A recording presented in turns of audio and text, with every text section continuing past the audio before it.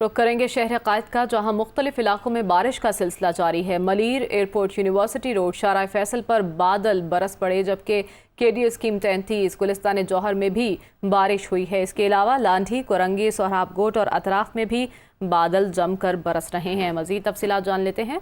हमारे साथ मौजूद है नुमाइंदा दुनिया सोलेहा फिरोज खान। सोलेहा, मौसम का हाल बताने वाले क्या कहते हैं? कब तक अब्र करम बरसेगा और अब्र करम ही है या जहमत बनता जा रहा है कराची वालों के लिए? देखिए जी, क्योंकि कराची का इंफ्रास्ट्रक्चर जैसा कि सभी जानते हैं कि काफी कमजोर है, थोड़े भी बादल बरसते हैं तो यहाँ पर सूरत हाल काफी संगीन और गंभीर हो जाती है। इसमें हम सेंट्रल के कुछ इलाकों की हमने भी सूरत हाल देखी और इस पर रोशनी भी डाली। काफी नाले जो है वो ओवरफ्लो हो गए थे थोड़ी सी ही बारिश में, जबकि ये कोई इतनी मूसलाधार बारिश नहीं थी। 38 और 30 मिलीमीटर तक की ये है जो इन दिनों बारिश हुई, लेकिन आज भी जो है वक्फे से बारिश का सिलसिला जारी रह सकता है।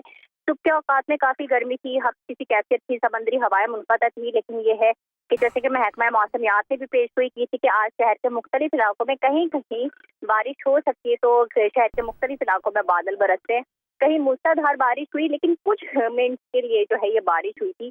और तकरीबन जितने भी इलाके हैं वहाँ कहीं 5 मिनट, कहीं 10 मिनट, तो कहीं 15 मिनट के हिसाब से बारिश हुई है। मुस्तकिल तौर से ये जो है बारिश का सिलसिला नहीं जारी है, वक्त से जारी है।